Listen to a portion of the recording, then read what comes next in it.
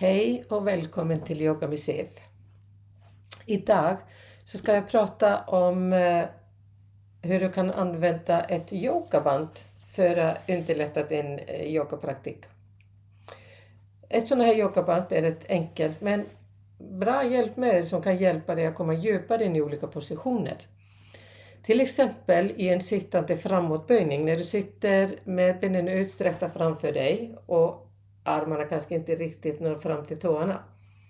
Då kan du placera bandet runt fotsulorna och försiktigt använda det för att komma närmare benen.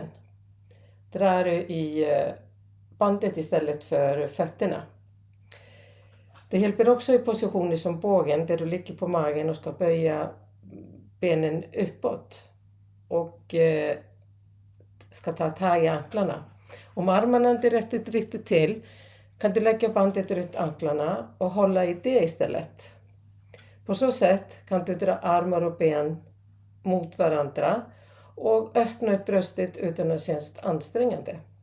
Bandet är alltså inte till för att du ska ta i mer, utan att det ska bli lättare och smidigare att komma in i övningarna och få den stretch och öppning som positionen är tänkt att ge.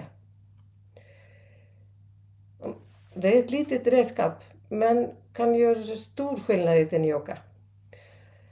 Det går självklart att köpa, men det är också jätteenkelt att göra själv. Jag har använt ett litet tjockare tyg. Jag har satt ihop 2 delar och sytt ihop. Hoppas att det här var till hjälp. Tack för idag. Hej då!